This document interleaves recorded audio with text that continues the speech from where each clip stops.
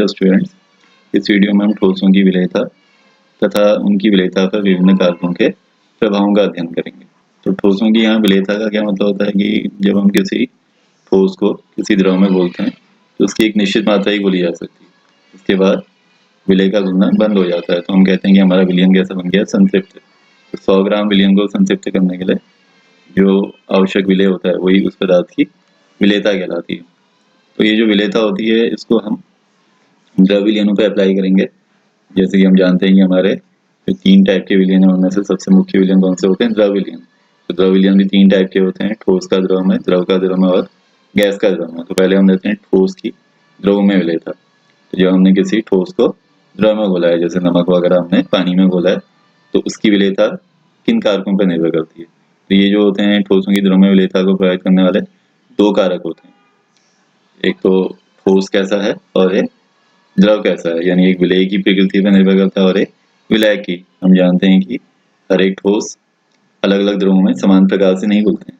जैसे नमक है, नमक पानी में तो आसानी से घुल जाता है लेकिन तेल में आसानी से नहीं घुलता है, या तेल में बहुत ही कम घुलता है। तो इसका मतलब जो किसी ठोस की द्रव में विलेयता है वो किस पे डिपेंड करेगी कि ये कैसा है, सॉलिड कैसा है और लिक्विड कैसा है। तो पहला हम इसका पहला कारक लेते हैं, विलेय तथा विलायक की प्रकृति, यानी जिस चीज को हम घोल रहे हैं वो कैसा है और जिस चीज में घोल रहे हैं वो कैसा है। तो इसके लिए एक सिद्धांत काम करता है जिसको हम बोलते हैं कि like dissolves like. Like dissolves like माने समान समान को घोलता है। तो इसमें जो विलेय पदार्थ होते हैं हमारे 2 टाइप के होते हैं, ध्रुवी और अध्रुवी। और ये भी 2 टाइप के होते हैं, ध्रुवी और अध्रुवी। ये भी 2 टाइप के होते हैं, ये भी 2 टाइप के होते हैं। तो इसके लिए रूल हमने क्या याद करना है कि जो जैसा पदार्थ होगा उसी में घुलेगा, यानी जो ध्रुवी विलय होगा वो ध्रुवी विलायकों में घुलेगा और जो अध्रुवी विलय होगा वो अध्रुवी विलायकों में घुलेगा। तो ये इसके लिए रूल है कि ध्रुवी विलय में आप आयनिक कंपाउंड ले सकते हो, जैसे नमक वगैरह एक ध्रुवी विलय है, NaCl। किससे मिलकर बना है ये, आयनों से, Na पॉजिटिव और Cl नेगेटिव। उसका मतलब ये ध्रुवी विलय। तो ये किसमें घुलेगा, एक ध्रुवी विलायक में। तो ध्रुवी विलायकों का जो सबसे बेस्ट एग्जाम्पल होता है वो होता है पानी। जल जो होता है सबसे सर्वश्रेष्ठ ध्रुवी विलायक है। तो हमें अपने दैनिक जीवन में देखते ही हैं कि नमक जो है आसानी से पानी में घुल जाता है। क्यों? क्योंकि नमक भी ध्रुवीय होता है और पानी भी ध्रुवीय होता है। लेकिन जो अध्रुवी विलय होते हैं, अध्रुवी विलय का कोई एग्जाम्पल लेना चाहो, जैसे आयोडीन हो गया। आयोडीन में पोलैरिटी नहीं होती, आयोडीन, ग्लूकोज वगैरह, यूरिया वगैरह, ये सब क्या आ जाते हैं हमारे अध्रुवी विलय जिनमें पोलैरिटी ना हो। तो वो किस में घुलेंगे, अध्रुवी विलायकों में। ध्रुवी ध्रुवी में घुलते हैं तो अध्रुवी अध्रुवी में घुलेंगे। अध्रुवी एग्जाम्पल, अध्रुवी विलायकों का कोई एग्जाम्पल अगर हम दें तो बेंजीन आ जाता है, C6H6। जो कार्बनिक विलायक हैं वो अध्रुवी होते हैं ज़्यादातर। तो बेंजीन हो गया, या कार्बन डाइसल्फाइड हो गया, या कार्बन टेट्राक्लोराइड हो गया, C Cl4। तो ये सब किसमें आ जाते हैं, हमारे अध्रुवी विलायकों में। तो इसके लिए सिद्धांत बन गया लाइक डिजोल्व्स लाइक। ध्रुवी ध्रुवी में घुलता है, अध्रुवी अध्रुवी में घुलता है। सामान्य तौर पर इनमें इनकी विलेयता ज्यादा होती है। अगर आप ध्रुवी को ध्रुवी विलायकों में घोलोगे ज्यादा घुलेंगे, अध्रुवी को अध्रुवी में घोलोगे ज्यादा घुलेंगे। अगर किसी ध्रुवी को अध्रुवी में घोल दो आप तो बहुत ही कम घुलता है। तो सामान्यतः ये रूल होता है। कभी कभी इस रूल का उल्लंघन भी होता है, फिर उसके अपने कुछ विशिष्ट कारण होते हैं, हाइड्रोजन बॉन्डिंग वगैरह के कारण। कभी कभी क्या होता है कि कुछ अध्रुवी चीजें ध्रुवी में भी घुल जाती हैं, लेकिन एक सामान्य सा नियम क्या है कि जो जैसा है उसी में घुलेगा, लाइक डिजोल्व्स लाइक। तो पहला फैक्टर ले लिया हमने विलायक की प्रकृति। हम लेते हैं अपना दूसरा फैक्टर। दूसरा फैक्टर होता है हमारा टेम्परेचर, ताप पर निर्भर करता है।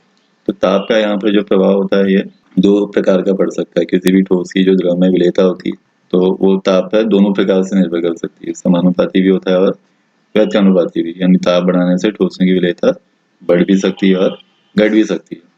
तो इसको हम 2 भागों में कैटेगराइज करेंगे। जैसे यहाँ पर एक ग्राफ भी आप देख सकते हैं कि यहाँ पर एक्स अक्ष में हमने क्या दिखाया है, इस अक्ष में हमने टेम्परेचर दिखाया है, और वाई अक्ष में क्या दिखाया है, हमने ठोसों की विलेयता दिखाई है, सॉल्युबिलिटी दिखाई है। तो इन ग्राफों को अगर आप ध्यान से ऑब्जर्व करेंगे तो आप देखेंगे कि अधिकांश ग्राफों में क्या हो रहा है कि पदार्थों के जो वक्र हैं उनको ऊपर को मिल रहे हैं। ये NaNO3 का हमको इस तरह से मिल गया है, CaCl2 का भी ऊपर को मिलता है, lead nitrate, sodium chloride, KCl, K2Cr2। लेकिन कुछ अगर हम ले लें, जैसे सीजियम सल्फेट को आप देखोगे ये वक्र ऊपर को ना जाके कहाँ को जा रहा है, नीचे को जा रहा है। इसका क्या मतलब है कि इनकी विलेयता ताप बढ़ने के बजाय घट रही है। तो रूल क्या बना हमारा कि ताप अगर हम बढ़ाएं तो अधिकांश ठोसों की विलेयता तो बढ़ती है, लेकिन कुछ ठोस ऐसे भी होते हैं जिनकी विलेयता कम हो जाती है। तो ये किस पे डिपेंड करता है कि ठोस जब द्रव में घुलते हैं तो कैसा प्रक्रम देते हैं, ऊष्माक्षेपी या शोषी। तो इसको हम दो भागों में पढ़ेंगे। पहले रहते हैं ऊष्मा शोषी प्रक्रम। ऊष्मा शोषी प्रक्रम का मतलब है कि जब कोई ठोस द्रव में घुल रहा है और वो ऊष्मा अवशोषित कर रहा है तो तब वो ऊष्मा शोषी प्रक्रम कहलाता है। हमारे जो अधिकांश ठोस होते हैं घुलने पर ऊष्मा शोषी प्रक्रम कहते हैं। नमक हो गया, KNO3 हो गया, या कोई भी आप ठोस ले लें तो मैक्सिमम जो सॉलिड होते हैं ऊष्मा शोषी प्रक्रम देते हैं। तो ऊष्मा शोषी प्रक्रम देंगे तो उनके लिए क्या होगा, विलेयता ताप बढ़ाने से बढ़ जाएगी, क्योंकि ऊष्मा शोषी का मतलब है कि ऊष्मा चाहिए उनको। तो अगर हम ताप बढ़ा के ऊष्मा देंगे तो उनकी सॉलिडिटी भी क्या हो जाएगी, इंक्रीज हो जाएगी। आप उसको लाशास्त्रीय नियम से भी समझ सकते हैं। जैसे एक ठोस दिया हमने KNO3, उसको उपयुक्त विलायक जैसे पानी वगैरह में घोला तो उसका जलीय विलयन बन जाता है। यहाँ ध्यान रखना है कि आपने विलयन बनने में कोई भी नया पदार्थ नहीं बनता है। KNO3 रहेगा, सिर्फ उसकी भौतिक अवस्था बदल जाएगी। यहाँ ये ठोस अवस्था में, यहाँ ये लिक्विड स्टेट में आ जाएगा, एक्वस माने जलीय विलयन बन गया उसका, लेकिन पदार्थ में कोई भी बदलाव नहीं आएगा। तो इसके लिए जब हम डेल्टा H निकालते हैं पॉजिटिव आ जाता है। डेल्टा H माने एंथैल्पी परिवर्तन, तो एंथैल्पी परिवर्तन का पॉजिटिव हो जाना माने ऊष्मा बढ़ रही है। ऊष्मा बढ़ रही है उसका मतलब इस रिएक्शन में क्या हो रही है, ऊष्मा एब्जॉर्ब हो रही है, तो ये एक ऊष्मा शोषी प्रक्रम है।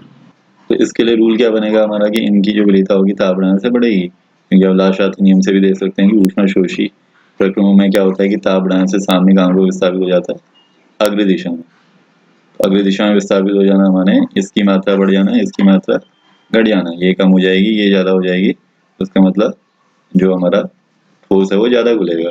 तो जो ठोस घुलने पर ऊष्मा शोषी प्रक्रम देते हैं उनके लिए क्या होता है कि जो सॉल्युबिलिटी होती है वो टेम्परेचर बढ़ाने से बढ़ती है। और ऐसे हमारे अधिकांश ठोस ऐसे ही होते हैं, नमक चीनी वगैरह भी इन्हीं में आ जाएगा।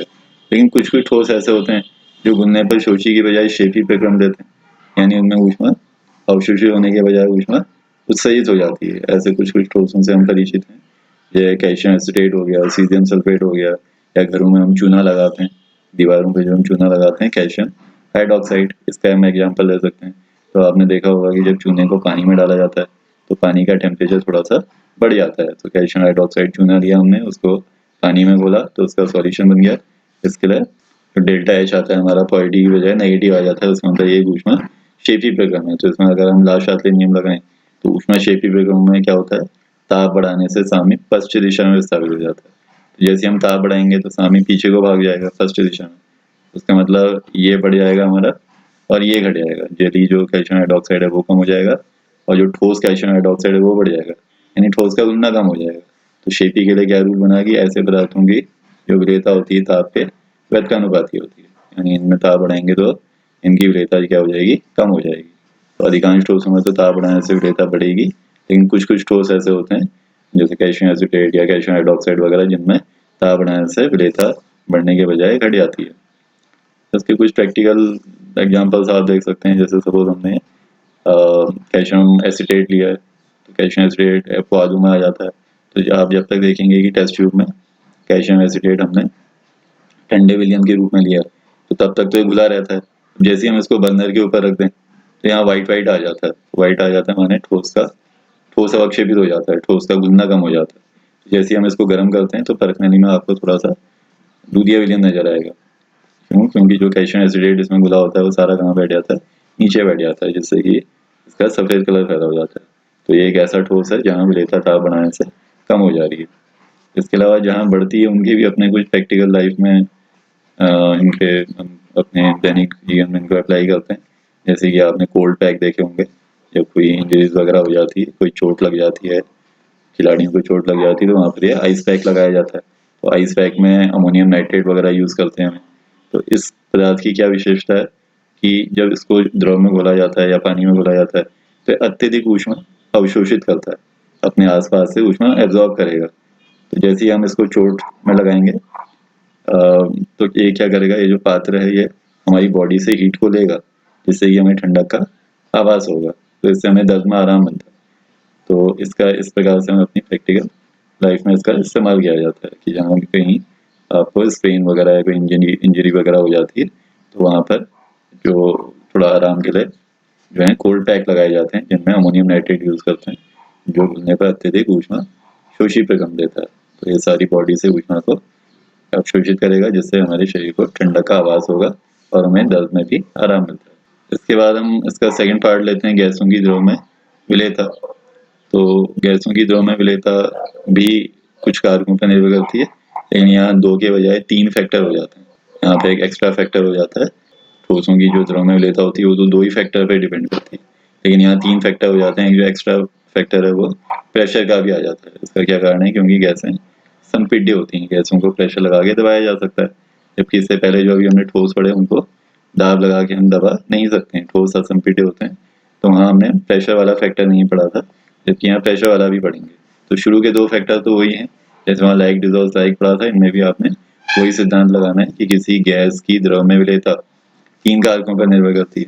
पहला कारक लेते हैं हम गैस और विलायक की प्रकृति, जिसको बोल रहे हैं वो कैसा है और जिसमें बोल रहे हैं वो कैसा है। तो रूल हमको पता ही है कि लाइक डिजॉल्व लाइक, ये भी 2 टाइप के होते हैं, ध्रुवीय अध्रुवी, ये भी 2 टाइप के होते हैं, ध्रुवीय और अध्रुवी। तो जो ध्रुवीय गैसें होती हैं जैसे HCl, NH3, ये ध्रुवीय विलायक में जैसे पानी में ज़्यादा घुलती हैं।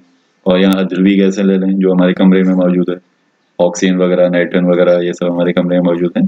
तो इनको जल में घुलेंगे तो बहुत कम घुलेंगे, तो इनको अध्रुवी विलायकों में घुलें तो ज़्यादा घुलती हैं। अध्रुवी विलायक का एग्जाम्पल जैसे कार्बन डाइसल्फाइड या बेंजीन, तो इनमें ये थोड़ा ज़्यादा घुलेगी। तो इसमें भी क्या सिद्धांत काम किया? Like dissolve like. हालांकि ये भी इनमें घुलती है लेकिन थोड़ा कम घुलती है, पानी में हवा होती कम, उसकी विलेयता काफ़ी कम होती है, जबकि आप अमोनिया घुलेंगे तो बहुत ज़्यादा घुलेगी। और दूसरा फैक्टर लेते हैं हम ताप। तो यहाँ पर जो ताप का इफेक्ट होता है वो केवल एक ही टाइप का होता है। ठोसों के लिए तो हमने पढ़ा कि ताप बढ़ाने से विलेयता बढ़ भी सकती है और घट भी सकती है, लेकिन गैसों की विलेयता ताप बढ़ाने से हमेशा घटती है। इसका कारण क्या है कि जो गैस का द्रव में घुलना होता है वो एक ऊष्माक्षेपी प्रक्रम होता है। जब भी कोई गैस द्रव में घुलती है तो थोड़ी सी हीट बाहर निकलती है, ऊष्मा बाहर निकलती है। तो इसके लिए आप ग्राफ देखेंगे तो यहाँ हमने टेम्परेचर दिखा दिया है और यहाँ हमने सॉल्युबिलिटी दिखा दी। तो अगर आप ध्यान से इन सारे वक्रों को देखेंगे, यहाँ मैथेन के लिए खींचा है हमने, O2 के लिए खींचा है, CO के लिए खींचा है, तो सारे वक्र कहाँ की ओर जा रहे हैं? नीचे की ओर। ग्राफों का नीचे की ओर आना उसका मतलब विलेयता का ताप बढ़ाने से कम हो जाना, घट जाना। तो सभी गैसों की जो विलेयता होती है ताप बढ़ाने से घटती है, किसी की भी बढ़ती नहीं है। तो गैसों के लिए हमको क्या इफेक्ट मिलता है कि गैसों के लिए जो S होता है वो T के व्युत्क्रमानुपाती होता है, S प्रोपोर्शनल टू 1/T। ताप बढ़ाओगे तो विलेयता कम हो जाएगी। तो इसमें अगर हम एक ग्लास-शास्त्री नियम लगाना चाहें तो जब भी गैस द्रव में घुलती है और एक घुलित गैस बना दी, उसके लिए जो डेल्टा H नेगेटिव आ रहा है, उसका मतलब कैसा प्रक्रम है? ऊष्माक्षेपी। तो ऊष्माक्षेपी प्रक्रम में क्या होता है? ताप बढ़ाने से साम्य पश्चिम दिशा में विस्तारित हो जाता है। तो यहाँ पर साम्य पश्चिम दिशा में विस्तारित हो जाएगा, यानी घुलित गैस की मात्रा कम हो जाएगी, अघुलित गैस की मात्रा बढ़ जाएगी। इन शॉर्ट हम ऐसे कह सकते हैं कि इसकी विलेयता ताप बढ़ाने से कम हो जाएगी। तो गैसों में हमेशा विलेयता ताप बढ़ाने से घटती है। इसको आप अपने प्रैक्टिकल लाइफ में भी यूज़ करते हैं कि हम जानते हैं कि जो उबला पानी होता है वो स्वाद में थोड़ा अलग होता है। इसका क्या रीजन है कि जैसे हम जल को उबालते हैं तो पानी में हमारी थोड़ी सी मात्रा में कौन सी गैस घुली रहती है? O2। अब जैसे हम पानी को गर्म करते हैं तो इसमें ये जो O2 गैस घुली हुई है इसकी विलेयता कम हो जाएगी, तो ये द्रव से बाहर चले जाएगी। तो पानी को जब हम गर्म करते हैं तो उसमें O2 कम हो जाती है, O2 कम हो जाएगी तो ऑक्सीजन और लवणों से पानी में एक विशेष स्वाद होता है। तो अगर यहाँ से O2 की मात्रा बहुत कम हो जाएगी तो उसका स्वाद भी थोड़ा चेंज हो जाता है। तो उबला पानी जो है उनको पीने में पता चल जाता है कि बॉइल किया हुआ पानी है, क्योंकि उसमें जो ऑक्सीजन होती है वो नॉर्मल ऑक्सीजन से काफ़ी कम होती है। तो यहाँ पर हमने एक तीसरा प्रभाव भी लेना है जो होता है हमारा प्रेशर।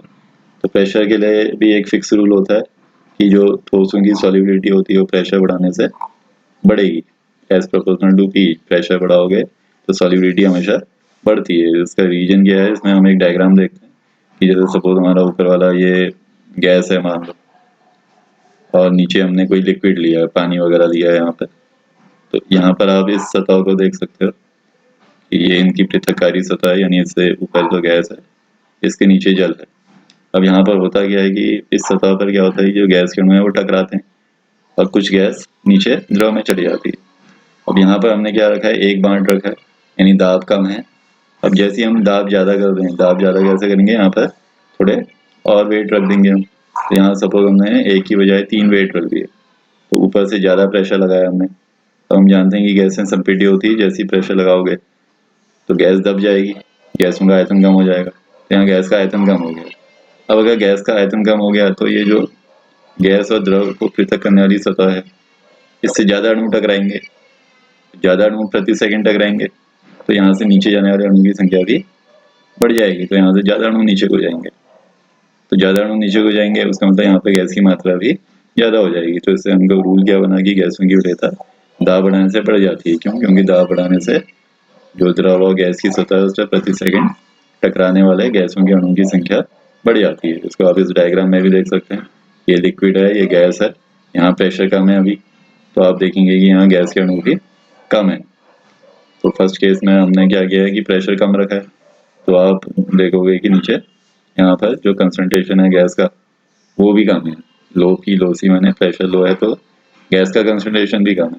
अब जैसे यहाँ हाई प्रेशर किया हमने, हाई प्रेशर करेंगे तो जो द्रव की सतह है इससे ज़्यादा अणु टकराएंगे, ज़्यादा अणु टकराएंगे तो नीचे को भी ज़्यादा अणु जाएंगे। तो यहाँ आप देख सकते हो कि यहाँ पर थोड़ा ज़्यादा गैस इकट्ठा होगी ये द्रव में।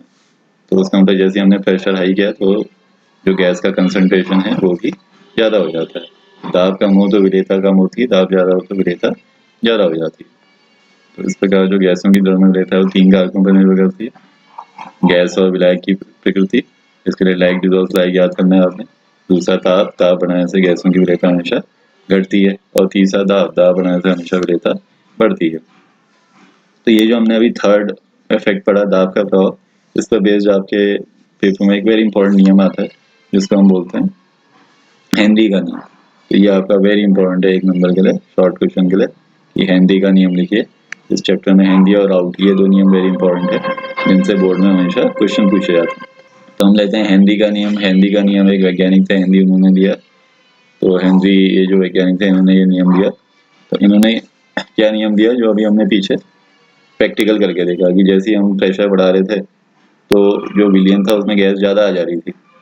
तो इसी को उन्होंने एक नियम का रूप दे दिया कि जो एस होता है वो पी के समानुपाती होता है। यानी स्थिर ताप पर किसी विलियन में जो गैस की विलेयता होती है वो गैस पर लगाए गए दाब के समानुपाती होती है। किसी गैस की द्रव में विलेयता किसके समानुपाती होती है? जितना हम गैस पर दाब लगा रहे हैं, यानी एस प्रोपोर्शनल टू पी या पी प्रोपोर्शनल टू एस। अब इसी में फिर एक सुधार किया गया, क्योंकि ये जो विलेयता है इसको आप मोल अंशों के रूप में भी दिखा सकते हैं। जो विलेयता होती है मोल अंश पे डिपेंड करती है।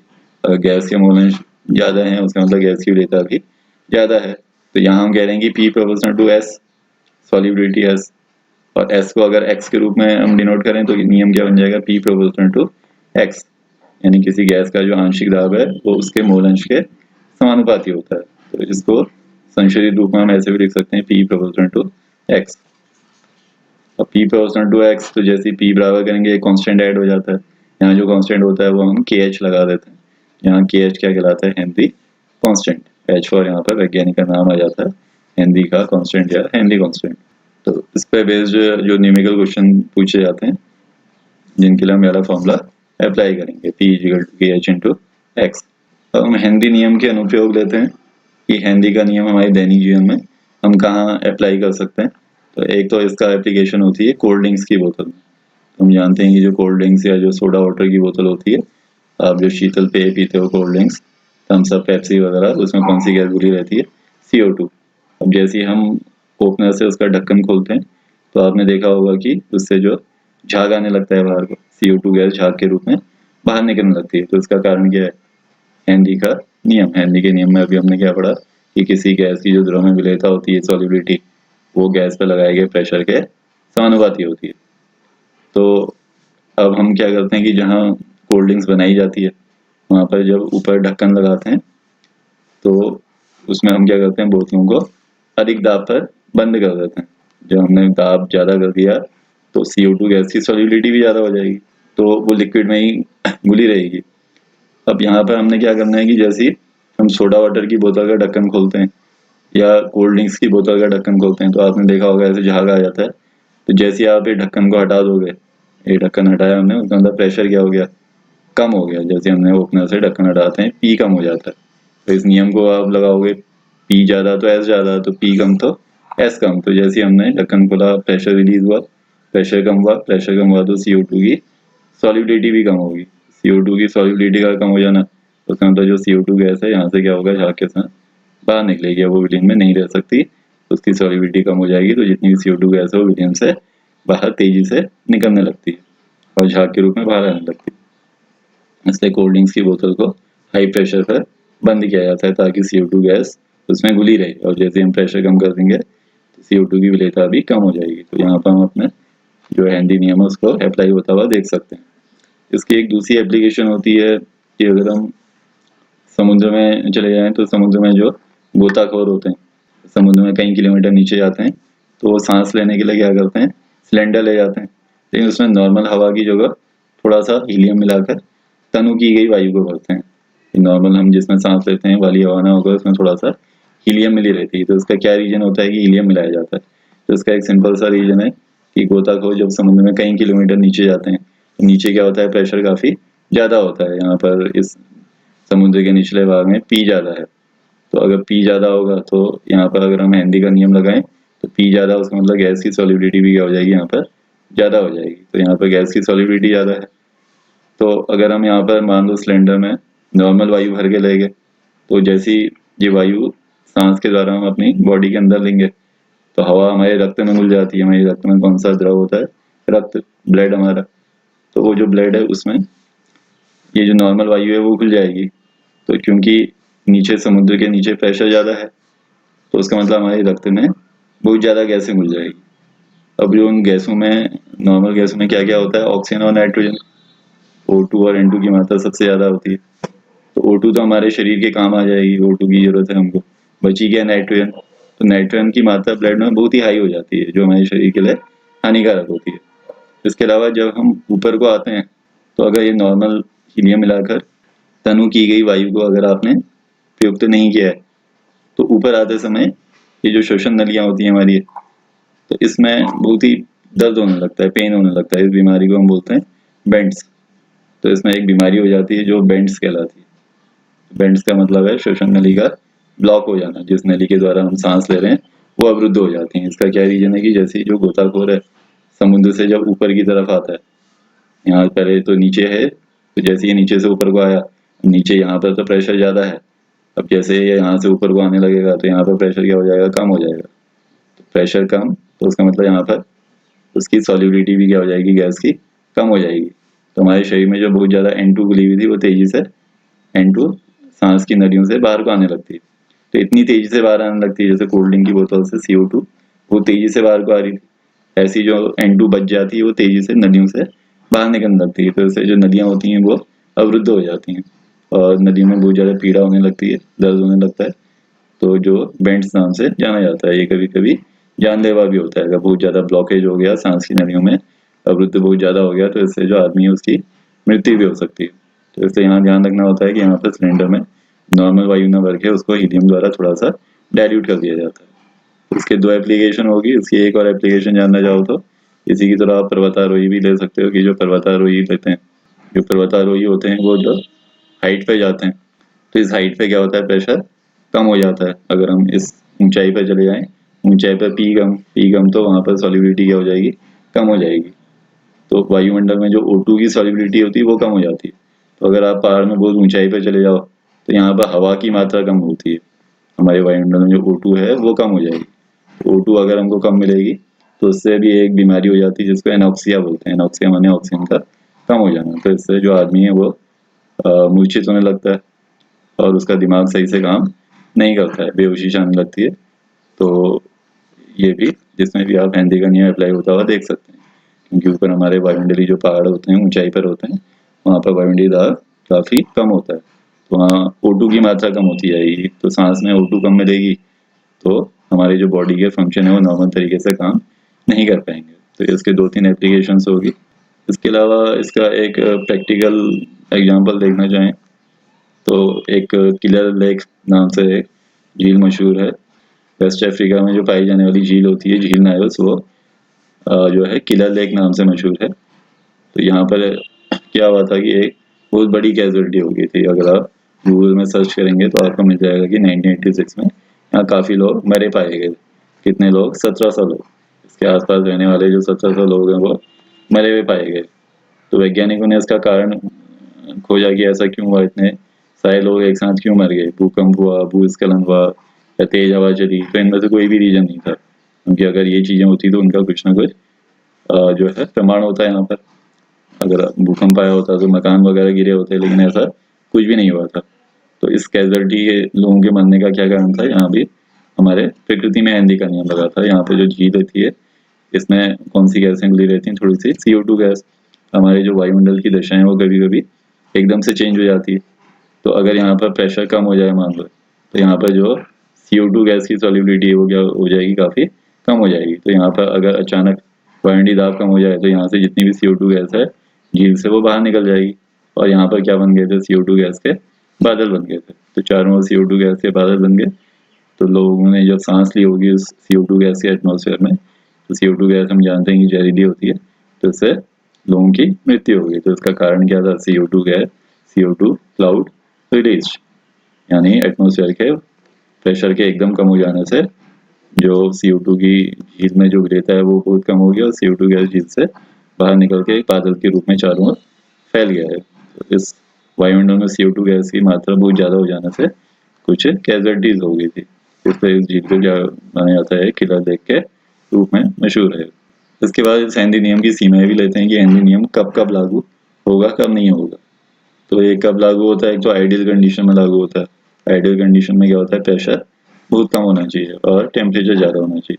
इसकी पहली दशा है कम दाब और उच्च ताप पर पूर्णतः लागू होता है। अगर इसकी उल्टी कंडीशन हो तो ये पूर्ण रूप से लागू नहीं होगा।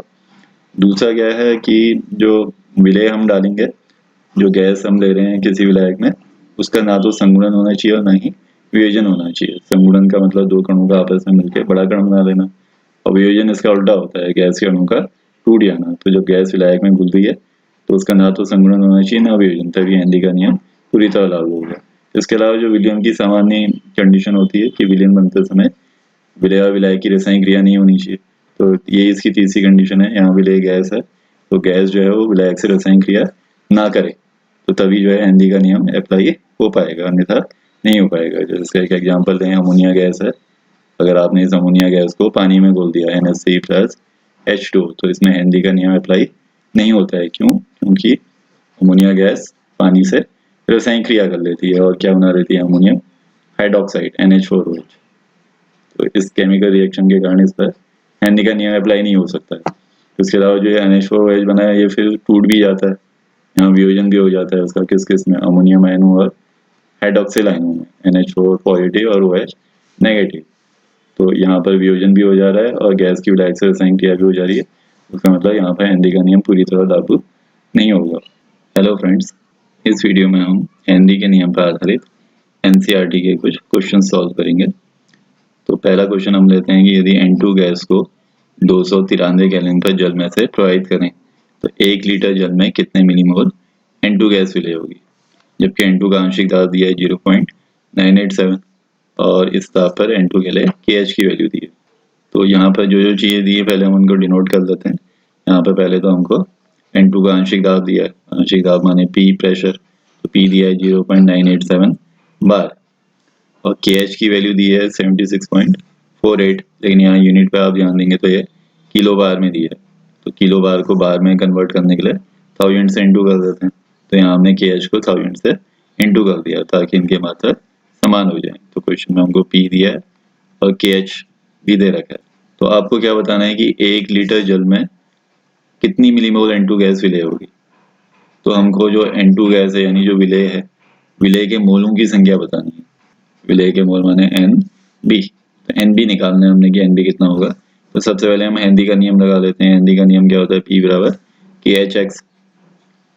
तो हम फॉर्मूला लगाते हैं P बराबर KHX। तो यहाँ P की वैल्यू दी है, KH की वैल्यू दी है, इन दोनों की वैल्यू दी है। तो इसको आप कैलकुलेट करेंगे तो यहाँ से हमारा X आ जाएगा। X माने नाइट्रोजन गैस के मोल अंश आ जाएंगे। नाइट्रोजन गैस यहाँ पर विलय का काम कर रही है, तो चाहो तो आप इसको समझने के लिए XB करके भी डिनोट कर सकते हैं। तो यहाँ से हमारा कैलकुलेशन करके XB निकल गया, बट XB ना निकाल के हमको NB निकालना है। तो NB निकालने के लिए अब हम क्या करते हैं कि XB का फॉर्मूला लगाते हैं, लेकिन उसके लिए हमको Na की जरूरत होगी। तो Na कैसे निकालेंगे हम, भार बट्टे अणुभार करके। तो Na का मतलब हुआ कि विलायक के मोल, यहाँ विलायक जल दिया है, जल के कितने दिए हैं, 1 लीटर। तो अगर पानी का आयतन 1 लीटर है तो पानी का द्रव्यमान भी कितना होगा, 1 kg, क्योंकि पानी का घनत्व 1 होता है। तो जो पानी का आयतन होगा वही लगभग पानी का द्रव्यमान भी होगा। तो जो पानी का द्रव्यमान है वो 1 kg होगा। 1 kg माने 1000 ग्राम। तो 1 लीटर जल माने 1 किलो जल माने 1000 ग्राम जल। डब्ल्यू ए कितना आ गया हमारा 1000। पानी का अणुभार हमको पता ही रहता है 18। तो इससे जल के अगर हम मोल निकाल दें एन ए, तो एन ए कैसे निकाला जाता है, वेट बाई मॉलिक्यूलर वेट डब्ल्यू ए बाई एम ए। तो 1000/18 कर दिया हमने, तो इससे एन ए आ जाएगा हमारा 55.555, राउंड ऑफ करके 55.56। अब एक्स वी हमने निकाल दिया था, तो एक्स वी का फॉर्मूला लगा देते हैं, x b equal to n b upon n a plus n b. तो एक क्योंकि N2 गैस पानी में बहुत ही कम घुलती है, NB की वैल्यू है वो Na से बहुत कम होगी, तो थोड़ा कैलकुलेशन को इजी करने के लिए हम NB को छोड़ भी सकते हैं। क्यों? क्योंकि Na बहुत ज़्यादा है, NB जो नाइट्रोजन गैस की वैल्यूता होती है वो बहुत ही कम होती है। तो तब हमारा फॉर्मूला कर लिया बन जाएगा XB equal to NB upon Na। अगर आप इसको भी लेके करें तो आंसर और एक्यूरेट आ जाएगा, लेकिन लगभग करने के लिए हमने इसको NB बाई Na कर दिया। इस क्वेश्चन में XB हम यहाँ से देख लेंगे कितना है, एक्स बी हमने निकाल लिया, तो एक्स बी की वैल्यू रख देंगे, और एन बी हमको निकालना है, ये एन बी फाइंड आउट करना है, और एन ए अभी हमने निकाल लिया, कितना आया था हमारा 55.56। तो इसकी वैल्यू रख देते हैं, इसकी वैल्यू रख देते हैं, तो इससे हमारा एन बी आ जाएगा। वो पहले मोल में आएगा हमारा, उसको 1000 से इंटू करके अगर हम मिली मोल में बदल दें, ये हमारा पहले मोल में इतना आएगा, फिर उसको 1000 से मल्टीप्लाई कर देना, तो 1000 से 10⁻³ कट जाएगी, तो आंसर आ जाएगा हमारा 0.716 मिली मोल। तो इस तरह से हमारा पहला क्वेश्चन हो जाता है। अब आते हैं इसी पे based second question. Second question कह रहा है कि जो H2S गैस है उसकी गनसट एंडे जैसी होती है। तो यदि H2S गैस की STP पर विलेयता दी है, STP का मतलब है स्टैंडर्ड टेम्परेचर एंड प्रेशर, तो उसकी विलेयता दी है इतना इतना m, और यहाँ m दिया माने यहाँ मोललता दी है, छोटा m माने मोललता। तो आपने हेनरी स्ट्रैंड KH की गणना करनी है, आंसर आ रहा है इसका 285.718। तो इसमें भी हम हेनरी का नियम लगाएंगे, P बराबर क्या होता है KHX। तो उसके लिए पहले हम इनको सिंबलों के रूप में लिख देते हैं। अब यहाँ पर जो P है हमारा, मतलब यहाँ STP का फुल फॉर्म क्या होता है, स्टैंडर्ड टेम्परेचर एंड प्रेशर, मानक ताप तथा दाब। अब जो मानक दाब माना जाता है हमारी पृथ्वी का, वो कितना वायुमंडल माना जाता है, 1 atm। जो आपने लाइन में पढ़ा होगा कि जो मानक प्रेशर होता है वो 1 atm होता है, तो P यहाँ से हमको 1 atm मिल गया। अब आते हैं सेकंड पार्ट, ये दी है मोललता। पहले मोललता की परिभाषा लगाते हैं। मोललता माने 1000 ग्राम विलायक में उपस्थित विलेय के मोल। तो अगर मोललता 0.195 दी है, तो इसका क्या मतलब है कि 1000 ग्राम पानी में जो विलेय है, जो हमारी H2S गैस है, उसके कितने मोल मिले होंगे, 0.195 ग्राम। तो 1000 ग्राम पानी में H2S के मोल 0.195 है। उसका मतलब ये WA आ गया, और ये हमारा NB है, ये विलेय के मोल हैं, विलेय के मोल माने NB। तो NB इतना है, और ये विलायक का द्रव्यमान है, विलायक का द्रव्यमान माने WA। तो इसकी सहायता से हम पानी के मोल निकाल सकते हैं। तो फिर हमने XV का फॉर्मूला लगा दिया, तो XV इक्वल टू होता है NB upon Na plus NB। इसमें अगर हम वैल्यू रख दें तो NB हमारा यहाँ से मिल गया हमको 0.195, तो NB की वैल्यू रखी, और Na कैसे निकालेंगे, भार बट्टे अणुभार। तो जल का भार कितना है 1000, कैलकुलेट करके हमारा क्या आ जाएगा, XB आ जाएगा। तो इससे हमने XB फाइंड आउट किया, जो आ जाता है हमारा 0.0035। इसके बाद हेनरी का नियम लगा देते हैं। तो हेनरी का नियम क्या होता है, P बराबर KH जहाँ X विलेय के मोल होते हैं, विलेय के मोल अंश होते हैं, तो इसको XB करके भी डिनोट किया जा सकता है। तो P मैंने बताया था कि यहाँ से मिल जाता है स्टैंडर्ड प्रेशर, जो कितना माना जाता है, 1 वायुमंडल। तो इसकी जगह रख देते हैं हम 1 वायुमंडल। P की जगह 1 आया, KH आपको फाइंड आउट करना है, और XB हम निकाल चुके हैं कितना, 0.0035 है। तो इनको सॉल्व करेंगे तो यहाँ से हमारा KH आ जाएगा, जिसकी यूनिट P के जैसी होगी, यानी ATM में आ जाएगा। यहाँ से KH बराबर 1/0.0035, जिसको आप कैलकुलेट कर लीजिएगा, तो ये हमारा आंसर आ जाएगा 285.7 ATM। और इसी पे बेस्ड हम एक थर्ड क्वेश्चन लेते हैं कि 298 केल्विन पर CO2 गैस की जल में विलेयता के लिए हेनरी स्थिरांक KH की वैल्यू दी है, इतना इतना, PA माने पास्कल, जो SI मात्रक होता है दाब का, और 500 ml सोडा जल 2.5 ATM दाब पर बंद किया गया। तो यहाँ पर P भी दे रखा है, तो आपको क्या बताना है, 298 केल्विन ताप पर घुली हुई CO2 गैस की मात्रा निकालनी है। CO2 माने विलेय, विलेय की मात्रा बतानी है, यानी हमको क्या पता करना है, WB पता करना है। तो अगर हमारा XB या NB आ जाएगा तो WB भी आ जाएगा हमारा। तो इसमें भी पहले हम देख लेते हैं कि हमको क्या क्या चीज़ें दी है। यहाँ पर एक KH दिया था और एक P दिया था। तो सबसे पहले हम NB लॉ लगा देते हैं, P बराबर KH XB। तो इसमें P दे रखा है 2.5 ATM और KH की वैल्यू भी दी है। KH दिया है कितना 1.67 इंटू 10⁸ तो इनकी वैल्यू रखेंगे तो क्या आ जाएगा हमारा यहाँ से एक्स बी आ जाएगा। तो पहले हमने क्या निकाल दिया एक्स बी निकाल दिया, तो हमारा फर्स्ट पार्ट हो गया। अब फिर एक्स बी का फॉर्मूला लगाना है आपने, एक्स बी इक्वल टू होता है n b upon n a plus n b. तो एक्स बी हमारा यहाँ से आ गया था और यहाँ पर जो एन ए है वो हम इससे निकाल सकते हैं। यहाँ आयतन कितना दिया 500 ml, जिसको हम लगा 500 ग्राम मान लेंगे। तो एन ए कैसे निकाला जाएगा, n a equal to weight by molecular weight. तो वेट यहाँ 500 ग्राम मिल गया और पानी का अनुपात कितना होता है 18, तो 500 बाई 18 से हमारा एन ए आ गया। तो इसको सॉल्व करेंगे तो क्या आ गया हमारा एन बी आ गया। इसको सॉल्व करेंगे यहाँ से एन बी आ जाएगा।